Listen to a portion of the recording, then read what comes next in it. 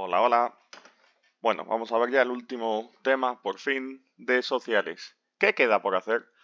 A ver si os puedo ayudar a estudiar un poquito, que veis que no es un tema difícil, ¿vale? Pero bueno, estamos todos ya cansados, así que ya sabéis, el examen consta de 20 preguntitas tipo test, facilitas casi todas, y dos puntos de preguntas, tenéis que contar dos ODS que queráis. Esto ya lo habéis hecho en clase, así que no debe de haber problema. Espero dieces. Todo lo que sea menos de un 9,5 no me vale. Vamos allá. Analizar los retos de la población. Crecimiento de la población. Bueno, como sabéis, la población va creciendo y creciendo desde hace un montón de años porque cada vez tenemos más esperanza de vida, cada vez hay más tratamientos médicos, lo que nos hace vivir más. Entonces, aquí veis que desde el año 1500, más o menos, que si tienen datos estimados, llegamos al 1800, ahí hay 1.000 millones de personas en el mundo, más o menos, ya os digo. Luego, a partir de 1950 pega un subidón, y ahora estamos en los 8.000 millones de habitantes, que es una pasada. Sigue creciendo, pero parece que se va estabilizando un poco. No es como la subida esta que pegó aquí, ¿vale? ¿Lo veis? Aquí parece que se estabiliza. Vamos a ver cómo se mide la población. Crecimiento real. Solo se miran las muertes y los nacimientos. Si es positiva, es que ha habido más nacimientos que muertes. Y si es negativa, es que ha habido más muertes que nacimientos, por lo que habría menos gente. Crecimiento real se hace contando el crecimiento natural, ¿vale? Y después se suma los inmigrantes, recordad, inmigrantes la gente que viene, emigrantes la gente que se va. Vamos a poner un ejemplo. Tenemos un sitio con 50 personas. Se suma lo que llega, es decir, nacimientos e inmigrantes. Imaginaos que hay 2 nacimientos y 3 inmigrantes, pues sería 55. Y se le resta todo lo que se va, es decir, las muertes y los emigrantes que se van a otro sitio. Imaginaos que hay 3 y 3, 6, ¿vale? Pues sería 50 más 5 que vienen, entre nacimientos e inmigrantes, 55. Menos 6 que se van entre muertes y emigraciones, sería 49. Por lo tanto, el crecimiento sería de menos 1, porque pasa de 50 a 49. Crecimiento real, menos 1. ¿Qué causa las migraciones? Pues muchas causas, económicas, políticas, ¿vale? Vamos a ver, y luego temas del medio ambiente.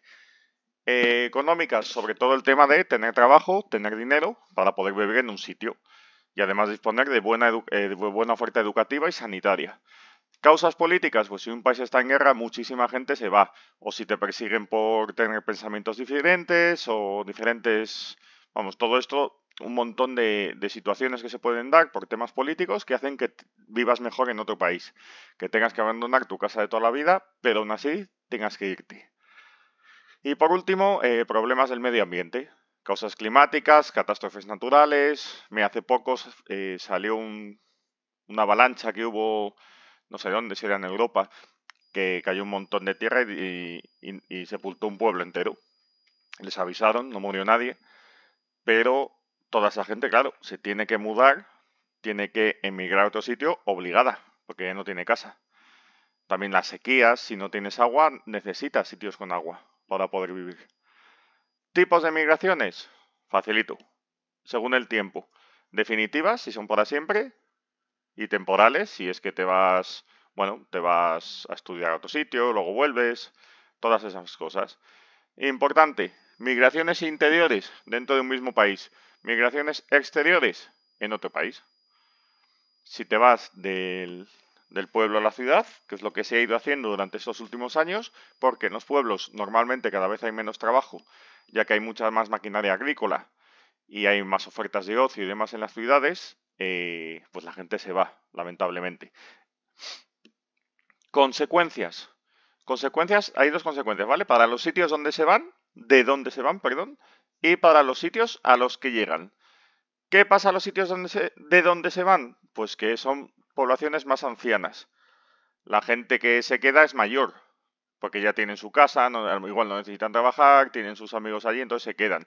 Todos los jóvenes o muchos de ellos se van. Despoblación, hay pueblos que desaparecen porque se va todo el mundo. Y también, lo que veis aquí, las personas emigrantes envían dinero a sus familiares, lo que contribuye a mejorar la economía. Bien, ¿Consecuencias para la zona de llegada? La mayoría son jóvenes, lo que favorece la economía. Si hay más gente trabajando, hay más gente con dinero, lo que hace que gaste más y eso beneficia a todos los comercios y se amplían las ciudades y viene muy bien. Enriquecimiento cultural. Al venir tanta gente de diferentes sitios, ¿vale? Se amplía toda la cultura que trae. Viniendo a diferentes países, cada uno tiene su forma de entender la vida y su forma de vivirla. Eso viene muy bien también. Y por último, pueden aparecer problemas de aislamiento. Tal y como vimos en clase, hay sitios en los que la calidad de vida son muy malas, sobre todo en los países pobres, ¿vale? Que había zonas con casas muy malas, chabolas, en los que era muy fácil contraer enfermedades y se vivía mucho peor. La inmigración ilegal. Aunque hay muchos países que ponen trabas a la llegada de inmigrantes, se ven obligadas a ir, pues, lo que vimos en pateras o en diferentes medios a sitios, muriendo incluso por el camino. Muchas veces ven difícil legalizar su situación. ¿Qué pasa? Que estos aprovechan también algunos empresarios. Dicen, vale, te pago muy poco porque eres ilegal, no te hago contrato de trabajo y si tienen algún problema no pueden ir al médico porque no tienen asistencia sanitaria. Entonces, bueno, muy mal, muy mala cosa para esta gente que viene aquí. Retos que tenemos. Cada vez se concentra más gente en las ciudades. ¿Eso qué nos da? Unos problemas ambientales y unos problemas sociales. Problemas ambientales, contaminación. Claro, hay muchísimos coches, muchísima más gente. Los edificios van... Antes la gente vivía en pueblos y se extendía los pueblos, ¿no? Las casas eran de 1 o 2 pisos, no más. Ahora en ciudades grandes pueden llegar a 50, 80 pisos y todo eso es gente viviendo, pero gente también contaminando continuamente. Con sus coches, con aires acondicionados, con todo. ¿Qué hace esto? También que se generen más residuos. A más gente, más basura. Y si no se recicla o se gestiona bien, eso es un problema para una ciudad. Y por último, hay falta de espacios verdes. Lo que se intenta hacer ahora, o lo que se obliga por las leyes, es cada cierto espacio tiene que haber árboles y zonas verdes. ¿Por qué? Porque eso es muy bueno tanto mental como físicamente para las personas. No es lo mismo levantarte y ver todo verde y ver un campo que levantarte y ver pues esta imagen de aquí. Igual la primera vez dices qué bonito, pero toda la vida así, pues puede ser un poco estresante. Problemas sociales. La vivienda, cada vez es más difícil acceder a una vivienda porque cada vez es más cara, incluso hay gente que no puede disfrutar, porque claro, es tan caro que no te puedes comprar, incluso ni alquilar una. Segregación. La gente muchas veces la gente con menos recursos, la gente pobre, suele vivir en una misma zona porque es más barata y entonces eso aumenta más la diferencia que hay con la gente rica o de clase media.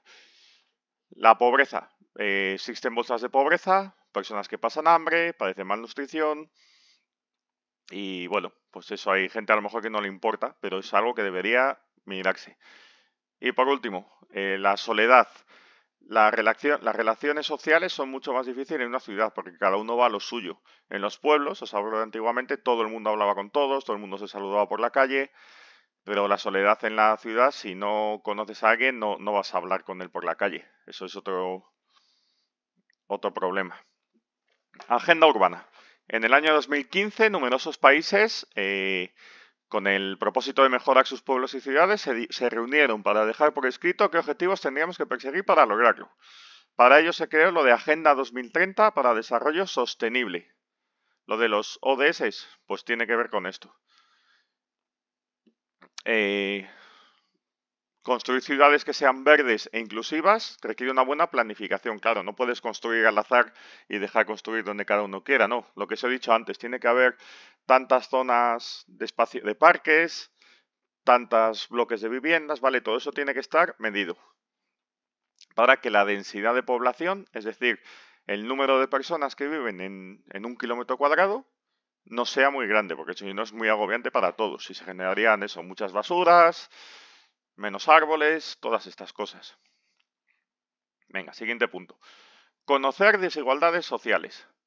Influye en muchas cosas, sobre todo países desarrollados y países con bajo desarrollo, subdesarrollados. Influyen, hay que tener en cuenta los factores económicos, la satisfacción de las necesidades de sus habitantes o la situación social y política.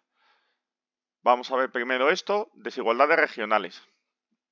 Incluso dentro de cada país, diferentes comunidades o regiones pueden ser muy diferentes. Puede haber regiones muy pobres o regiones muy ricas, lo que aumenta más la brecha todavía de la pobreza. En los países desarrollados no son tan excesivas estas desigualdades, aunque también existen. Acordaos la foto que os puse de la zona esa con piscina, con balcones, que tenía pinta de ricos y justo al lado estaban las chabolas de la gente pobre. Pues hay zonas que es así. En los países desarrollados presentan un gran desarrollo económico. Eso quiere decir que la economía va muy bien. Los salarios son altos y eso hace que haya más consumo. Disponen de servicios básicos como educación, sanidad, te dan dinero cuando te jubilas o también si estás desempleado.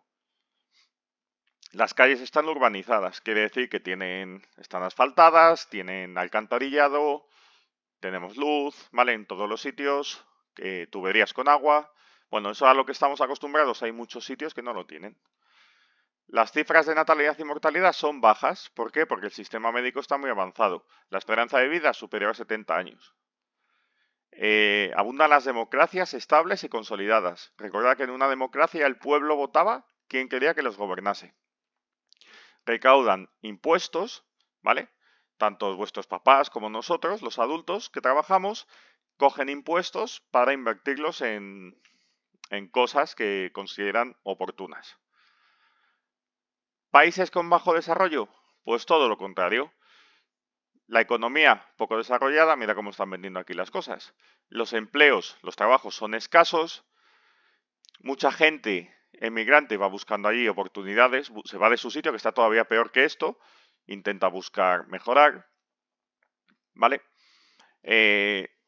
Muchas veces, a causa de la pobreza, la gente tiene dificultades para cubrir sus necesidades básicas, que son comer, vivir, dormir, incluso educación y sanidad.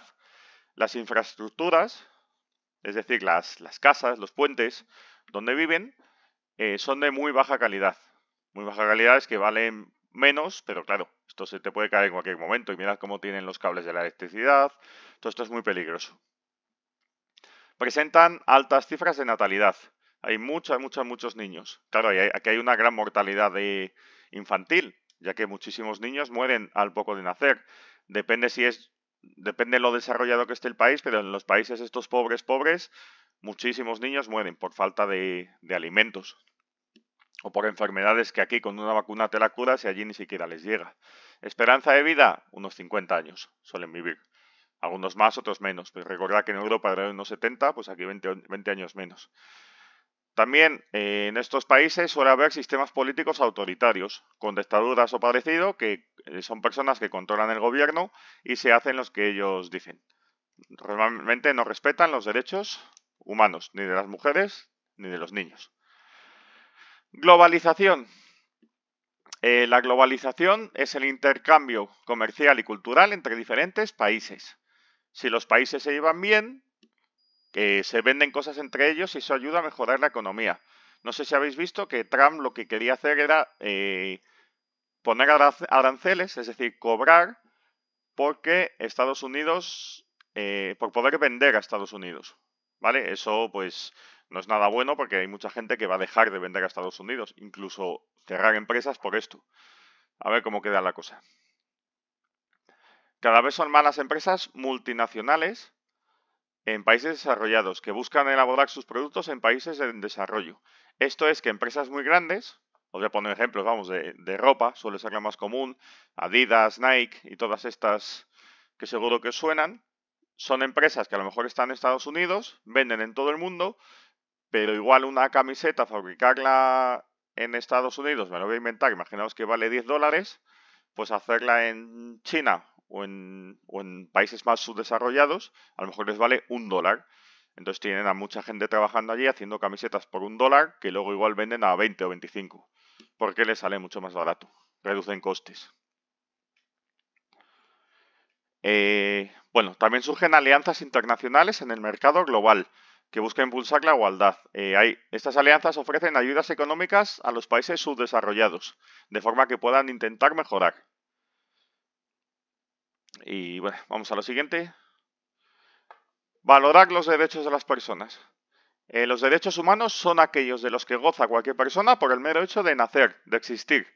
Da igual su nacionalidad, género, etnia, religión o cualquier otra condición. ¿Dónde se recoge esto? En la Asamblea General de las Naciones Unidas, la ONU, hicieron una declaración universal que consta de 30 artículos, que se detallan diversos derechos a la vida, libertad, educación, vivienda adecuada, alimentación sana, atención médica. Cosas que parecen básicas, pues lo tuvieron que poner por escrito, porque había muchos países que no lo cumplían. Derechos de la infancia. También los niños tienen que tener todos sus propios derechos. Os reíais en clase con lo del derecho a un nombre. Hay niños que no tienen ni nombre, porque hay sitios que no son importantes. Los niños, les da igual. Entonces, bueno, tenéis todos estos, ¿vale? Recibir protección, educación, salud, no padecer abandono, crecer en libertad, niñez, a no sufrir discriminación y lo que decíamos de a un nombre. 20 de noviembre, Día Mundial de la Infancia. Igualdad de género, esto lo hemos hablado también. Hace años las mujeres no tenían los mismos derechos que los hombres, solo por no ser mujer. Eso es injusto. Así que poco a poco se ha ido equiparando esto, de forma que con diversas leyes y castigos se intenta llegar hacia una igualdad efectiva real.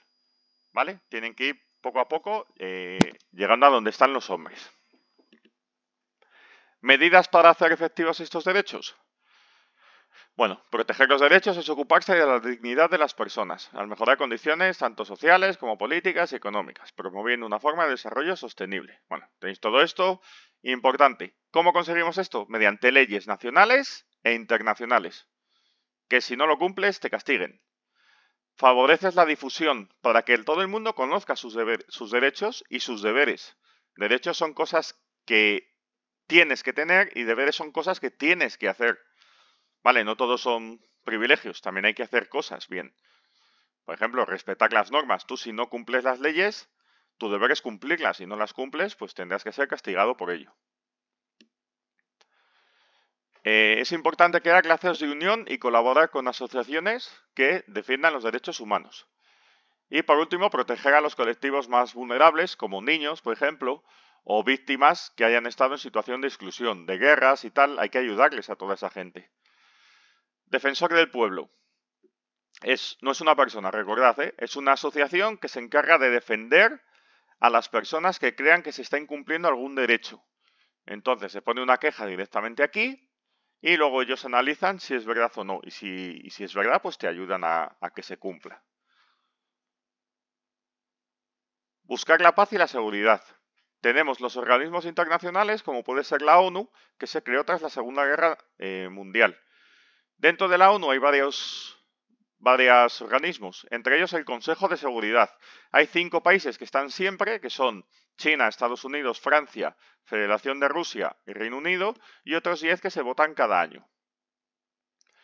El Consejo de Seguridad indica a los diferentes estados que deben desarrollar políticas nacionales para proteger a los civiles. Civiles es las personas normales, por decir, los que no son ni policías ni militares, ¿de acuerdo? Y reconocer a las víctimas de la violencia. Negociar vías de acceso para la ayuda humanitaria. Esto lo hablamos en clase también. Si hay una guerra, hay gente que se está muriendo porque no tiene medicinas, no tiene comida. Entonces se encargan de negociar para que haya como una carretera, para que lo entendáis así, que nadie pueda dispararles ahí y van camiones, les dejan la comida y las medicinas y se van. Y nadie puede disparar a esos camiones. Más o menos sería así un resumen. Y por último, una vez que acaba un conflicto armado, una guerra, hay que rendir cuentas. Eso quiere decir castigar de alguna forma a la persona o al país que ha iniciado, que ha atacado. ¿De acuerdo? Y ayudar a reparar los daños a las víctimas. Existen otros organismos que cooperan internacionalmente. Por ejemplo, el Banco Mundial y la Organización Mundial del Comercio.